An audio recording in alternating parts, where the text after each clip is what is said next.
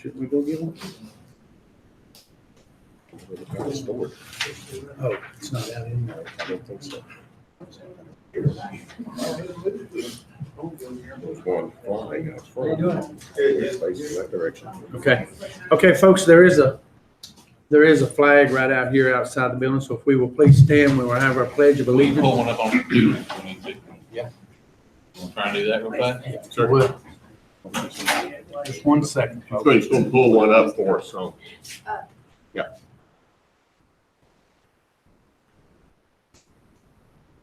Goes fast when you want it to. Going in your phone. Yeah, it's a little small, I think. There we are. There we go. All right, cool. Thanks, Paul. All right. I Pledge allegiance to the flag of the United States of America and to the republic for which it stands, one nation under God, indivisible, with liberty and justice for all. Thank you, Paul. Thanks. At this time, we will have a moment of silence, please.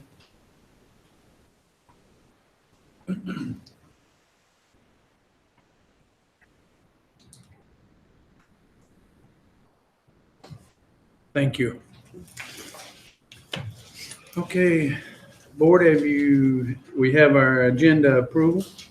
Any changes, additions, or deletions to the agenda? There is one change that will be number 6. Brooke Smith will be added down to 8D. She is a little under the weather, not able to be with us. Mr. Chairman, I move that we approve the amended agenda. Okay. Second. We have a motion by Commissioner Gentry for the approval of the agenda, second by Commissioner Rice. All those in favor, raise your right hand. The agenda is approved with the changes. Approval of December 12th special and regular meetings and December 19th minutes. Everyone's had a chance to go over this in your packet. Having reviewed minutes, I move that both sets of minutes be approved as submitted. Okay. I'll second that motion. Motion by Commissioner Weckel for the approval of the minutes for December 12th and December 19th. Second by Commissioner Gentry. All those in favor, raise your right hand. Approved. Public comment. We have one person signed up, and that's Rick Moon. If you would, please state your name. Good evening, gentlemen. My name is Rick Molland. I'm from the Grapevine community.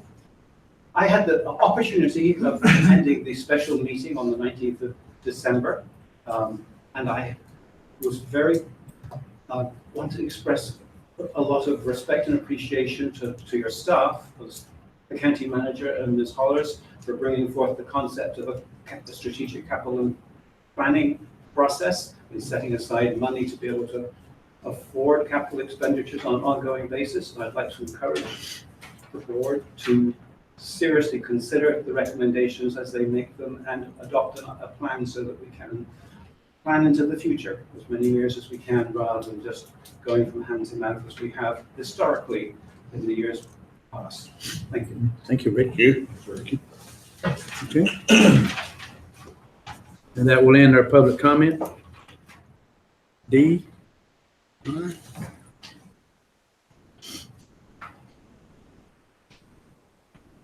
Good evening, gentlemen. Good evening. How's it going? Well, it's good to see Good you. to see you up and Thank you. Thank you. I'm standing. We're going to go with that today. So I make it so much fun. I always come to you for policy updates. This evening, we're going to discuss the drug and alcohol policy, which we've already agreed to several months ago. There are new mandates that have come out through the state. We have a review coming up this month. So of course we need to get this paperwork in.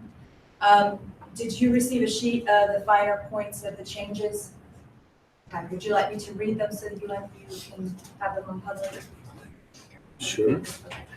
So We have a drug and alcohol policy at Madison County Transportation Authority. It follows under the North Carolina Department of Transportation and FTA drug and alcohol policy. The three things that have changed in this policy coming up is the zero tolerance approach. This is in keeping with the mission. Madison County Transportation Authority declares that the unlawful manufacture, distribution, dispense, possession, or use of controlled substances or misuse of alcohol is prohibited for all employees. We have a zero tolerance policy. And there's some paperwork to be signed by the commissioner. Number two, specifically, the Federal Transit Administration of the U.S. Department of Transportation has published 49 CRF Part 655, which is part of their policy as amended, that mandates urine drug testing and breath alcohol testing for safety-sensitive positions and prohibits performance of safety-sensitive functions when there is a positive test result or a refusal to test. The U.S. Department of Transportation has also published 49 CFR Part 40 as amended that sets standards for the collection and testing of urine and breath specimens. Those are done with a local group, Sisters of Mercy, certified and sent into the state. And we have random drug testing monthly. All Madison County Transportation Authority FTA covered employees will be subject to a reasonable suspicion drug and/or alcohol test when the employer has reasonable suspicion to believe that the covered employee has used a prohibited drug and/or engaged in alcohol misuse. Reasonable suspicion shall mean that there is an objective evidence based upon specific contemporaneous articulable observations of the employee's appearance, behavior, speech, or body odor that are consistent with possible drug use and/or alcohol misuse. Reasonable suspicion referrals must be made by one or more supervisors who are trained to detect the signs and symptoms of drug and alcohol use and who reasonably concludes that the employee may be adversely affected or impaired in his or her work performance due to possible prohibited substance abuse or alcohol misuse. And our employees are sensitive to that as they drive our vehicle. So those are the three top finer points and the changes. The paperwork you shall have to sign, and then we'll come back to you at some point and let you know how we did on our review. But I appreciate your time this evening. And if you have any questions. Thank you very much. Again, and we're happy to have you back with us. Thank you. Continue to. I appreciate that. Thank you for all that emails. It's very sweet. Thanks, Steve.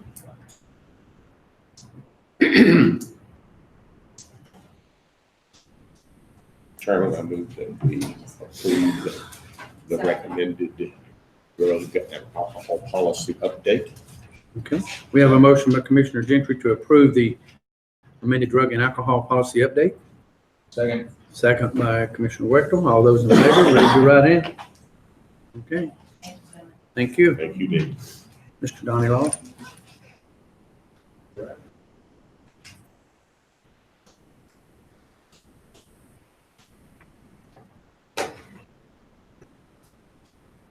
Your January report is in your package. You'll only see on that one section, and that's regarding their receipts for payments on delinquent taxes. We did not have any activities in filing our new files because, as you're aware, this is an active period of time for the tax office. And so we've let them, and they are somewhat understaffed. So I've spoken to Lori, and January 5th came as a nice day for her because this is that last day for collection. So once they gather their wits, then we'll get back on track here. But we did have payments that are listed there. The item number 3, the Harrington, was the completion of one of our sales that was sold to a resident of Madison County. Number 4 was a lawsuit that was filed. We had a hard time getting him served with that lawsuit, but once we did get him served, we did not have to go forward with any action. He came in and paid everything.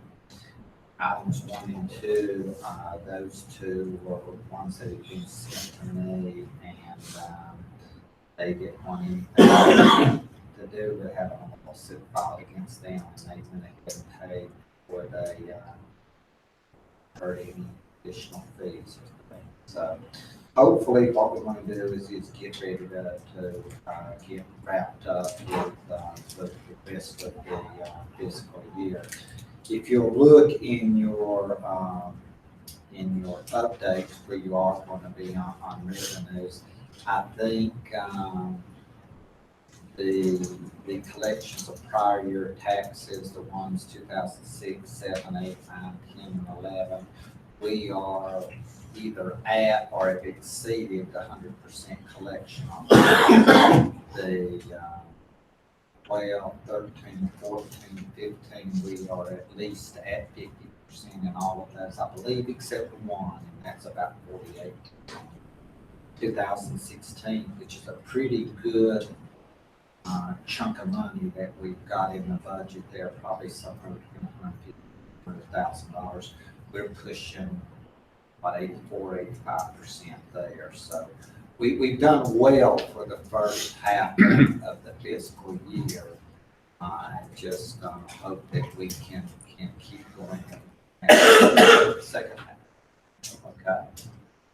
Any questions? Thank you. Thank you, Donny. Thank you. Thank you, Donny. Okay, Miss Rhea. Good evening, gentlemen. Good evening. I have before you tonight first your December 2017 financial report.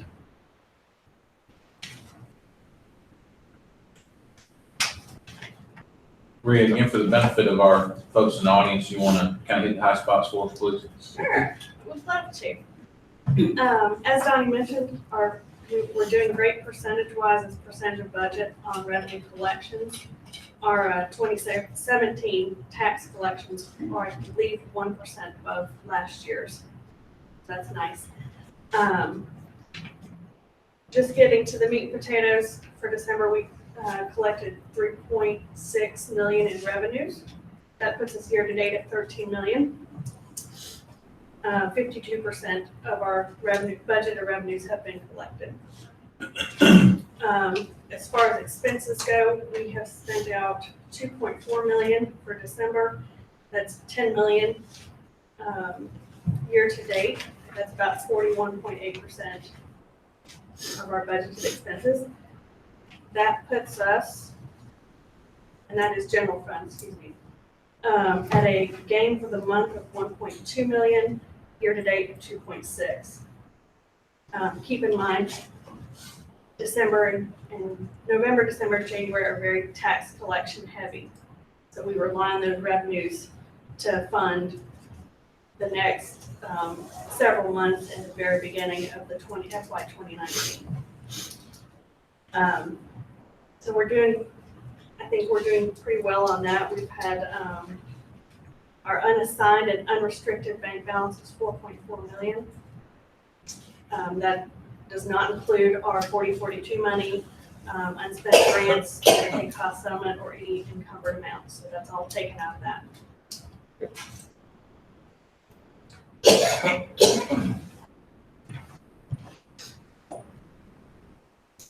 And I will also report that as of today, all December revenues or all December rent we paid. Okay, good. It's good. I also have attached into the financials the vendor totals for the month. I noticed you broke out, or that you earmarked the penny a pound payments to each of the schools. So, Bill, you want to give the public service announcement on that, or you want me to do it? Go ahead. You're up front. So what we, for those of you who may or may not know, our recycled paper and cardboard, one penny of every pound of that material goes back to the schools. And what that meant for this period was a $771 payment to each of the schools in our system. just based off the recycled paper and recycled cardboard. So if you recycle nothing else, at least recycle your paper and your cardboard, because that directly benefits the schools. Not only does it help the county, because that's one of the things that's actually a little bit more lucrative for people to recycle, but it helps the schools specifically. So that being said, thank you for breaking that out for us and make it simple for us. Thank you. Absolutely. Okay. Any questions for her on the financial report? Forrest, while Rhea's up front, the recognition for her recent activities. Yes, Rhea recently became a certified local government finance officer, which is something that we wanted when we posted the position and stated whoever was hired would have a year to do that.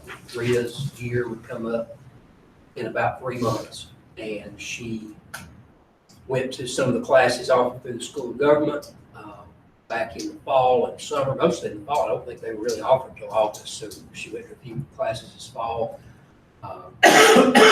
There were some more classes that are still offered later on this year that she went ahead and took her exam in the middle of November and did it all in one sitting instead of taking it over a couple of days like as an option, and passed it the first time without going through the other courses. And the School of Government says that's pretty rare. So we do have a certified finance officer, and commend Rhea for being able to do that in quick time. So that's good for the county and good for Rhea too. So good Well work. done. Thank you. Thank you very much. Thank you. The next thing I have for you is budget amendment number 7.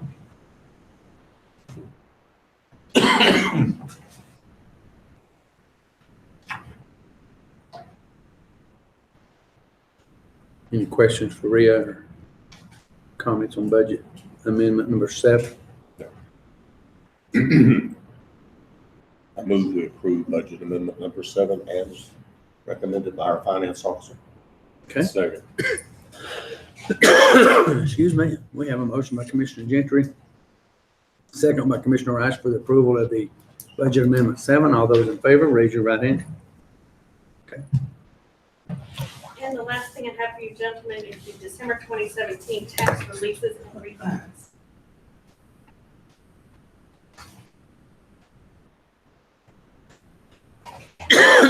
Excuse me. I think everybody's getting under the weather here a little late.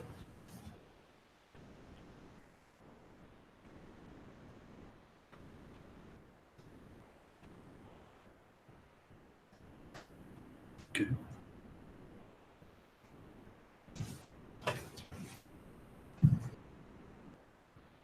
And like you said, because of it being a tax pay period here for the year, that is where most of these came from. Okay. Any comments, questions? I won't make a motion. I think all of them. Go ahead. I move that we approve the December 2017 tax releases and refunds. Okay. Motion by Commissioner Gentry to approve the 2017 December tax releases and refunds. Second. Second by Commissioner Rice. All those in favor, raise your right hand. Okay. Thank you. Thank you. gentlemen. Thank you. And Thank again, you. congratulations. Congratulations. Well Thank done. you on you doing it. Forrest?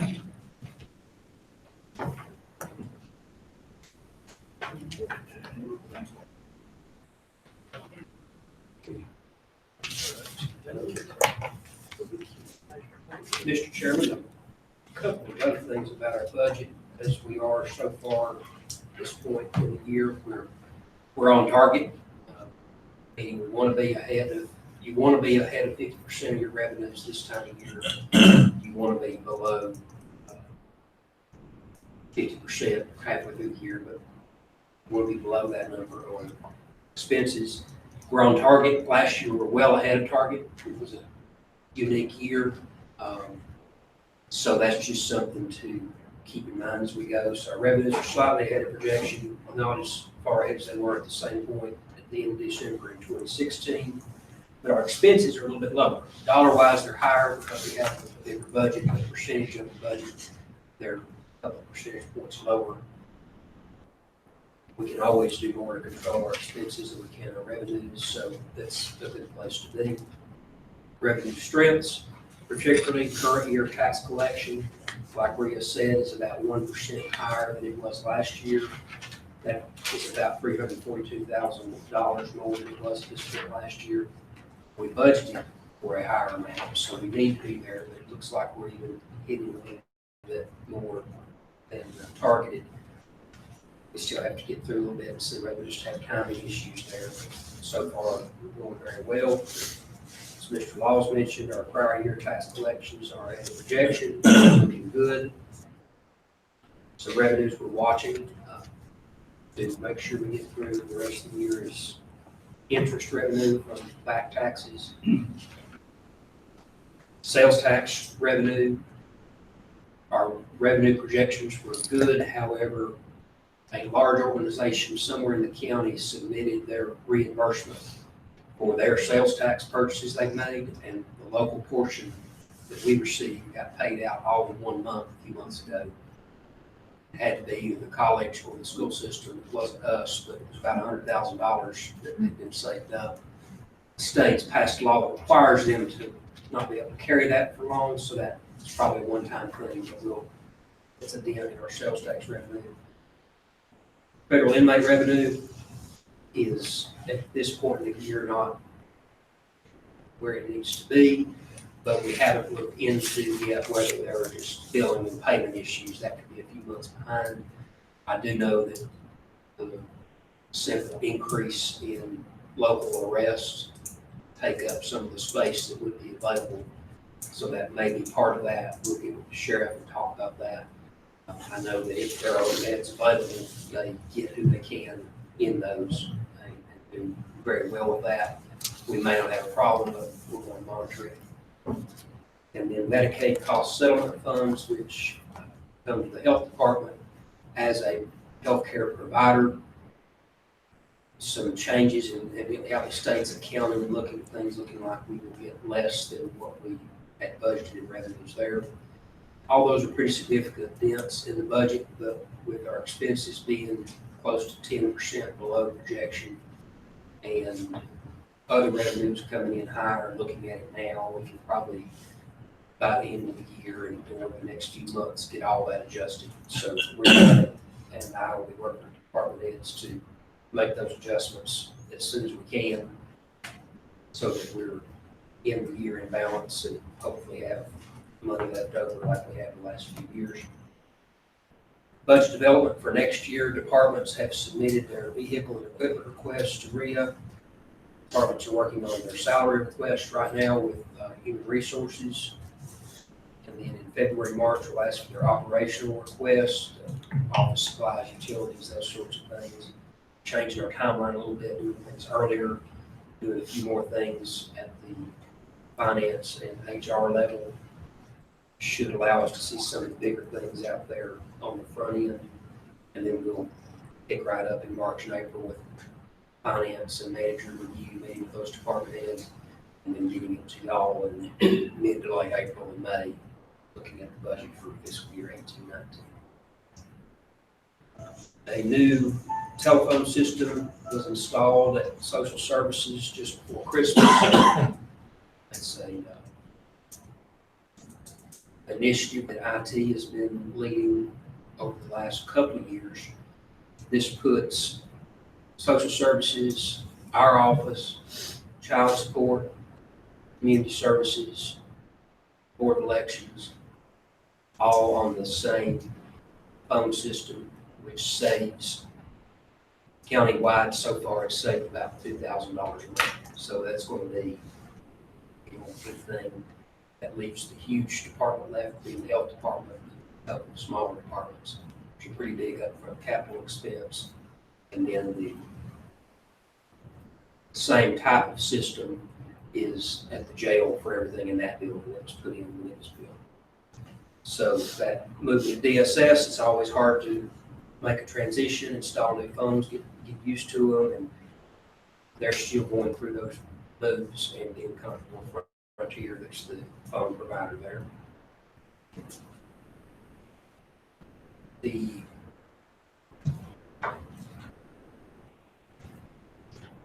courthouse renovation, I mentioned this to y'all at your work session back in December. The next step is to remodel the two front offices, starting with the front right office of the courthouse. So the end result is the same quality that you have in the three offices that have already been renovated. The process won't be as in depth. We're not going to tear all the walls down and the studs. We're just going to patch and repair the floors and plaster and refinish and paint, new light fixtures. It'll look very nice. In order to get that process started, there's a server. The server equipment's located at the front right office. And you go in there sanding and tearing things down, you're going to get dust in your computer equipment. We'll shut the whole place down and have who knows what's going on. So that room needs to be relocated to the third floor behind the balcony. That's been in the works. Had a meeting December 19th with our maintenance folks and IT folks from the state administrative office of the courts to discuss what all would need to be involved in that move. And working through that, well, it's going to be intensive because all the wiring, once that's moved to each office, each computer, each fax machine, needs to go ahead and be run, needs to be done. And exposed conduit that you won't have the wiring that you have here. So it'll be a couple months process to map all that out, run everything where it needs to go. But at the end of that, these gobs of wires that we don't necessarily know where stuff's going can be removed. They're in the hallways of some of the offices, and then the work can really get going on that office that'll be cleaned out. So those things are all in the works there. Forrest, is that our IT people that's going to be doing that, or is that the court system? It'll be IT and maintenance. Court system will do basically the equipment, so like that, all wiring. Any other questions? Surplus property, you have a couple of things in front of you, and tonight you were handed the backup, the bid sheets for each of these. You have lot 554 Wolfboro Estates, and a $1,000 bid from Sarah Investments.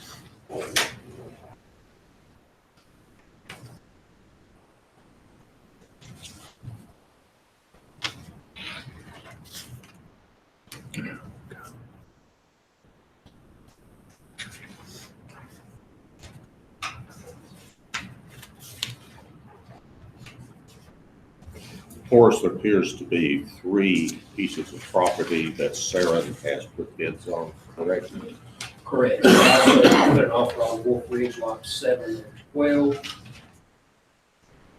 Bear River lot, and that offer was for $5,000. A $2,000 offer on Bear River lot 56.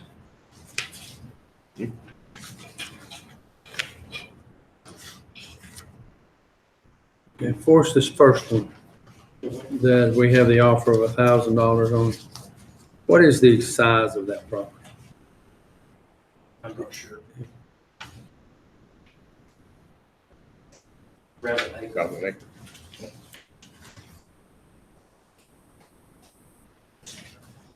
That's one of the ones, according to Donny, that we're paying HOA fees on. That- We're paying a little bit, paying that much. Half that each year. And then the second one, which is the $5,000 offer, it's lot 12, and lot 7. What's the size of that? Those are about an acre. I'm sorry? They're each about an acre. Each. Okay. We're paying fees on those.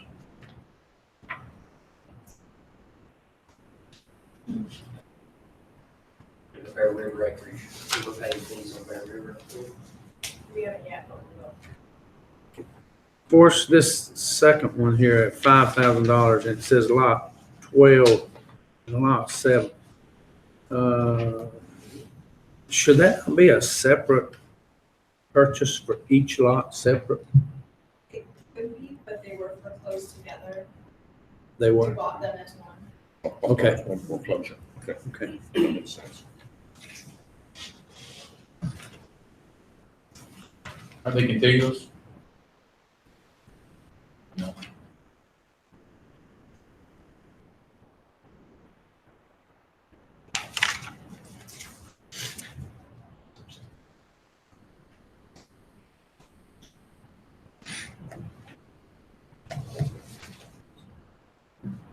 Mr. Chair, if there's not any other discussion, I would move that we accept all three of these as proposed. Any discussion from the board? Who owns this investment company? We don't know the individual. Probably a group. Yeah, I think so. It's a group. Williams, Rollins, Schwartz. Oh, okay, gotcha.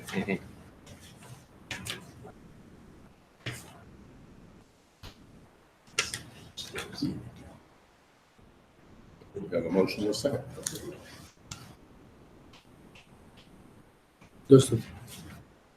We have a motion, but does the board want to do these individually or?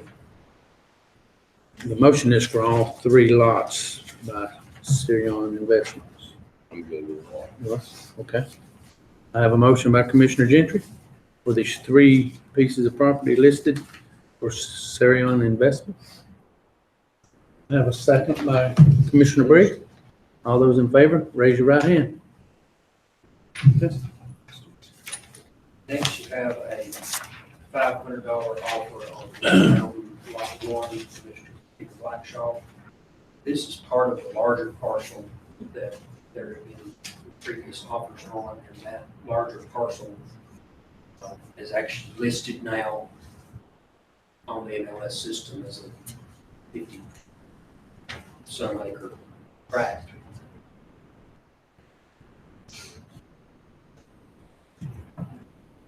So this is just a piece of that tract that this individual was singled out. Yes.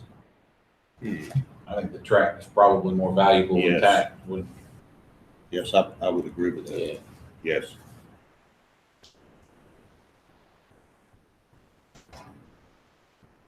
I make a motion that we reject this bid. I'll second that. We have a motion by Commissioner Rice, second by Commissioner Wacker for the rejection of this bid by Mr. Peter Blackshaw.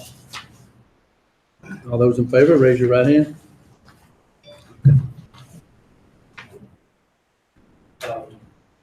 Next, you have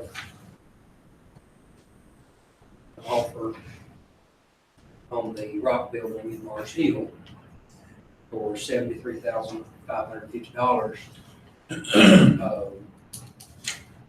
That is by Aubrey Worley. We need to give everybody history that the Yeah. other deal fell apart. Yes, we can. I'll give you the full history, but not starting in 1938, but in the early 2000s. Let's just do the last. In the early 2000s, the county got the building, the school board gave the building to the county entered into a lease with a community group that was going to run a community center there. They worked at that for several years. The group sort of dissolved from aging, health, death, all of those things. In 2011 or 2012, the group sent a letter to the county saying they wanted to get out of that lease and didn't think that the community center was viable. They weren't going to be the ones to run that. So all of y'all, I think one of you may have been on the board at that point. The rest of you have all come on since then. We've got a building sitting there that's been vacant for 15 years, pretty much. The gym was used a little more recently than that. It was set on fire once about 3 years ago on MLK Day. It's a safety issue, it's an eyesore. Y'all looked at options. The county does not have a use for the building that wouldn't cost a lot of money, that the county wouldn't have to take from other areas. You all looked at giving it to the Board of Education. You sent a letter in the fall of 2015 to the Board of Education. Never got an official response from that. Did get an indication from former Superintendent Dr. Wilcox that they would take the building if they could tear it down. They had the use of the land but not the building.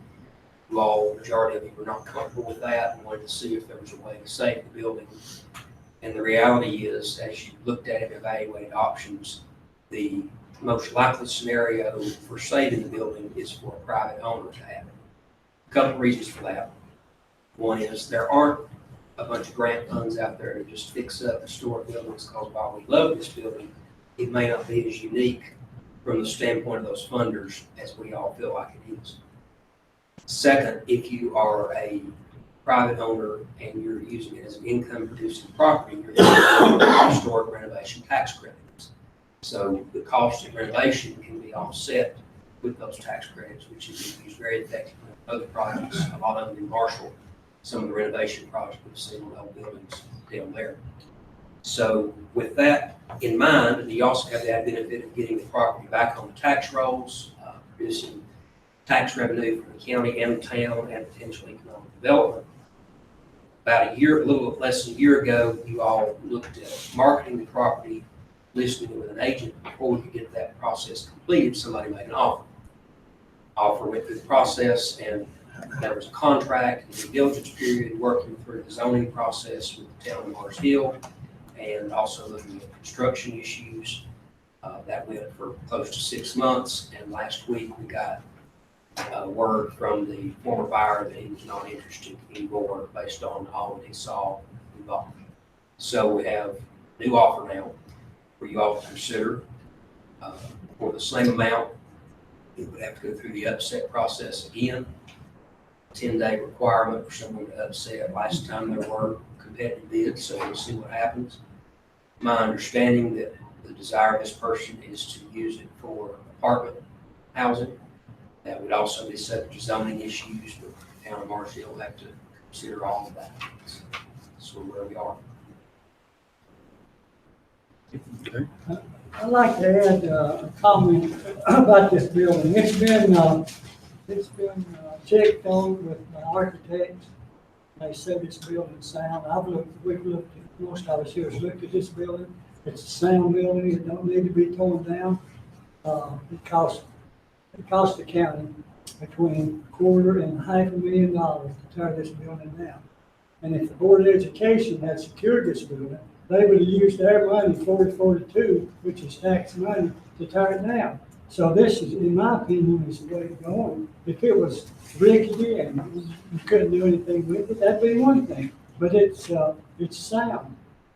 We need to go ahead and they can take these buildings and people and they can make them look good and have some revenue for the county. That's what we need. We don't need to have something sitting there and have a problem with it. So I would move that we take this off and go with it. I will second that motion.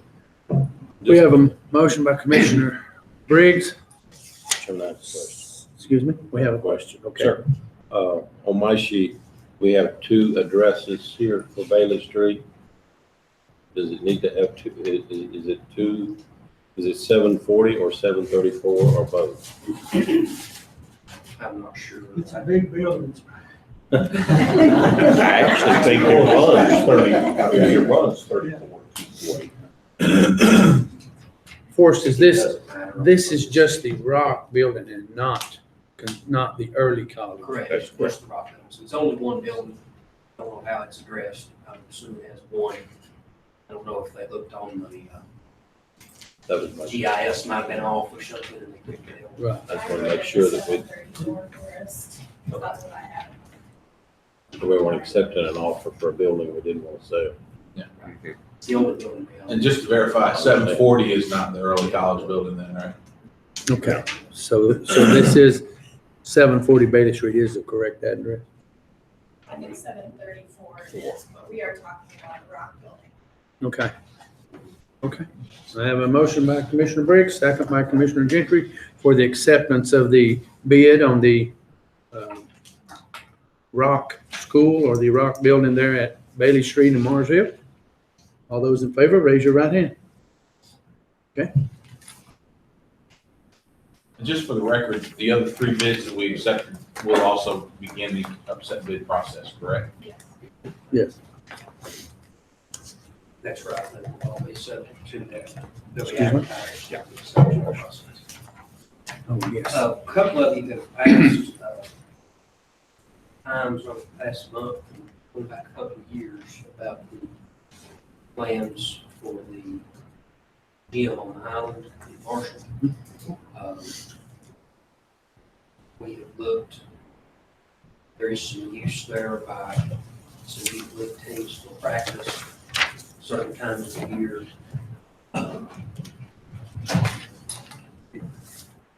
That's a big building also with significant renovation costs.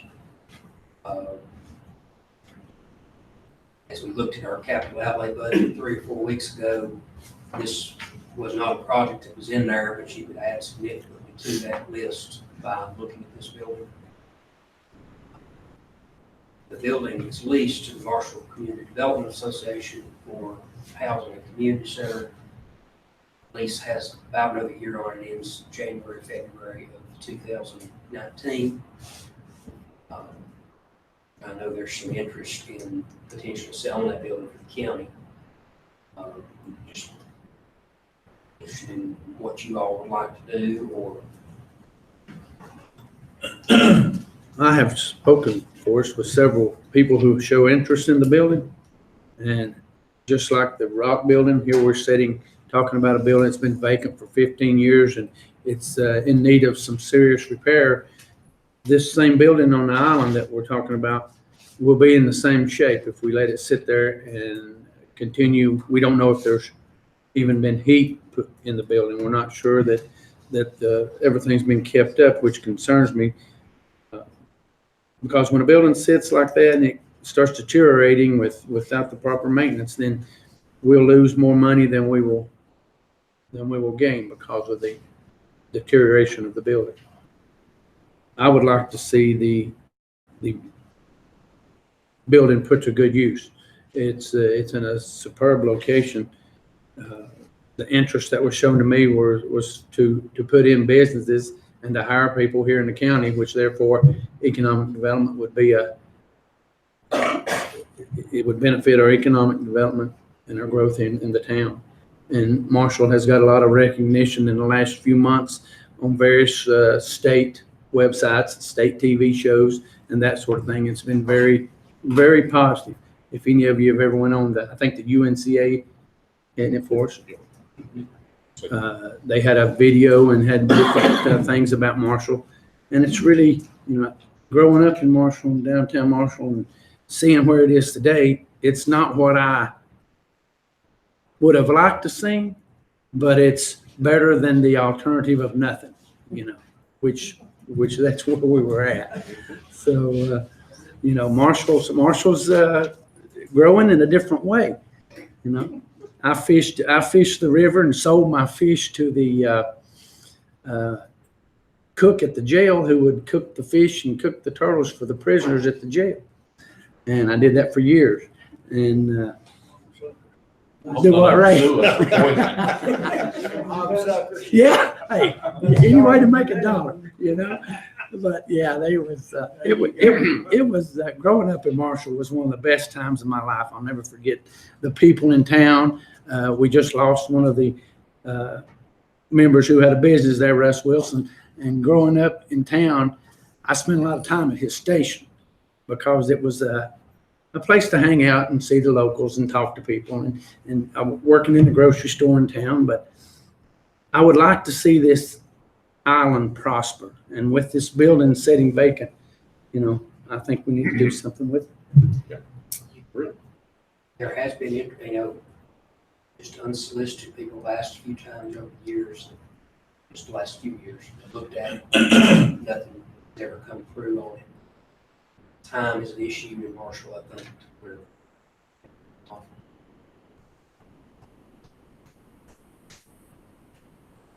anything is possible if you want to do certain things.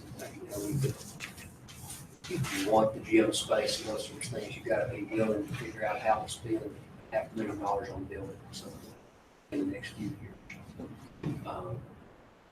It's possible, but it would be difficult, and you'd have to look at a lot of revenue issues.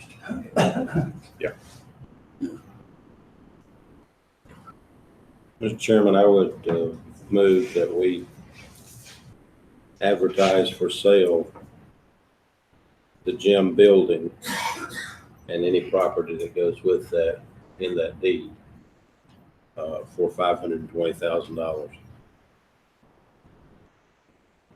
Okay, and your motion is for this listing of the building on the island for $520,000? I would second that and amend that the acreage that is available also be made available at the price of $5,000 per acre for any acreage that might be requested by the bond. Okay. We have a motion by Commissioner Rice for the listing of the property on the island for $520,000, and second by Commissioner Gentry with the understanding that the acreage of 5,000 per acre, we have 3.05 acres that will be available if the buyer were interested. Okay. I have a motion. Would it have to be the buyer of the building, or would you? No. I mean, No. The way the motion was stated kind of made it sound like No, it might land only be for will be the- available. I wouldn't for any sale at $5,000, but I think the purchaser of the building should have first right of it. Certainly. Yeah.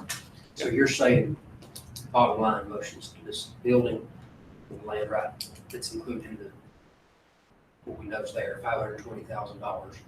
And then we have a parcel of 3.05 acres, that land listed at $15,000. That's Or correct. $5,000. That is correct. Motion by Commissioner Rice, second by Commissioner Gentry. All those in favor, raise your right hand. Okay. All right. Board appointments are next. Okay, we have board appointments here. We have Parks and Rec Board. Forrest, we will do this by board since I see there's going to be some changes made. Parks and Rec Board, we have 1, 2, 3 that are new appointees, 1 reappointment, and 1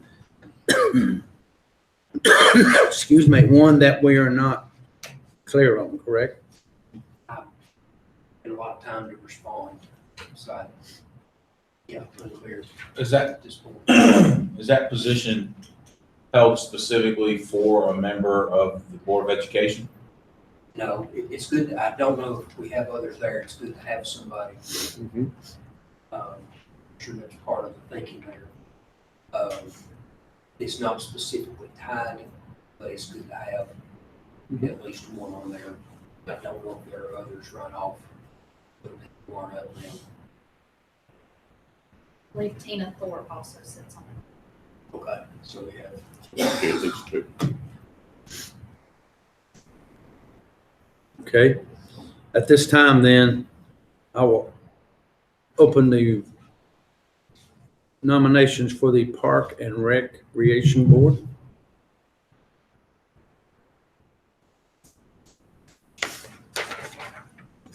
Mr. Chairman, I move that we appoint Adam Hunter to one of the board positions. Okay. We have a this thing keeps going on. We have a motion for the appointment of Adam Hunter. I'll second that. Second by Commissioner Gentry. All those in favor of the appointment of Adam Hunter on the Parks and Rec Board, raise your right hand.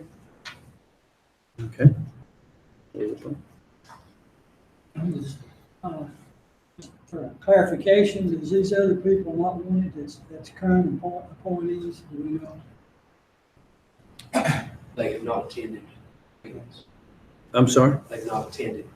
they have not attended. The ones that we're replacing have had poor to no attendance. They've either expressed that they don't want to serve or they Okay. Okay, And I move that we add Cassandra Buckner to the board. Second. okay. We have a appointee of Cassandra Butler. A motion by Commissioner Wechtel, second by Commissioner Rice for the Parks and Rec Board. All those in favor, raise your right hand.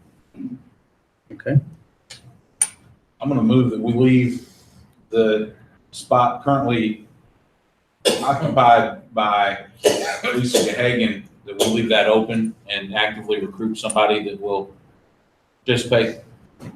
we will just not make any nomination, correct, Mr. Attorney? We will just leave it alone and not make any. Yeah. Okay.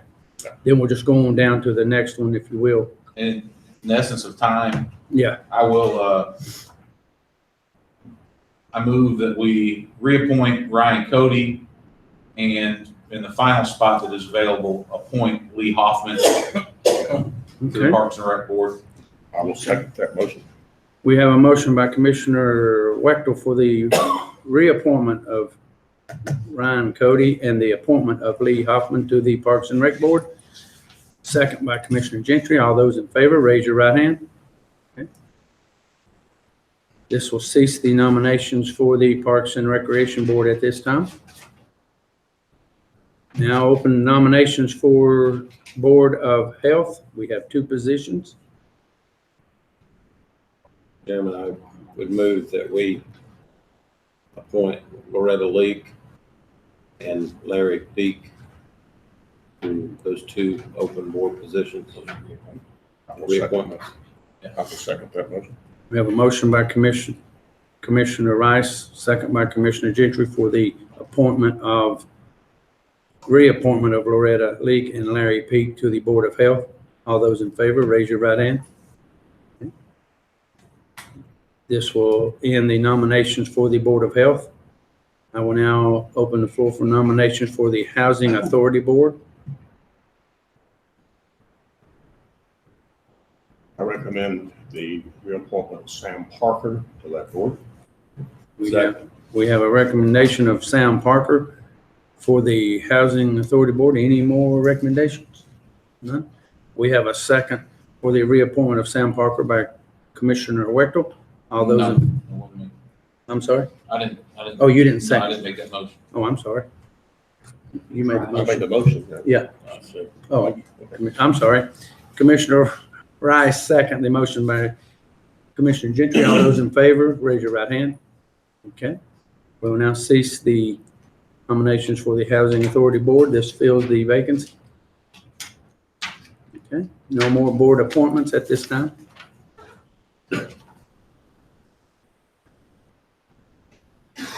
Next, in the absence of our Human Resources Director, have a couple of personnel recommendations. First is for a position at the animal shelter. It's a 10-hour per week job as a shelter worker 2. This is a weekend job. It's been vacant for about 6 months. The director, committee medical director, employee, and HR director conducted interviews after reviewing applications. And the recommendation is for the employment of Danielle Torres as shelter worker 2, 10-hour week position at $9.24 per hour, start date of January 16th. Mr. Chairman, I move that we hire Danielle Torres as shelter worker level 2 at the Madison County Animal Shelter. I will second that. Okay. We have a motion by Commissioner Wechtel to hire Daniel Flores, second by Commissioner Gentry. All those in favor, raise your right hand. Okay. And as always, all of these are pending that final background check. drug testing pre-hire process. The next position is in the inspection and zoning office. It's a code enforcement officer position that's been vacant since middle of October. Position was posted and the department head are recommending Lee Wilde as the code enforcement officer. Also, the start date January 16th. Mr. Chair, I move that we employ Mr. Brown as a code enforcement officer at the salary of $30,139 as proposed by our human resources manager and county manager. I would second that. We have a motion by Commissioner Gentry, second by Commissioner Rice for the hiring of Lee Wild for the code enforcement officer at the salary stated. All those in favor, raise your right hand.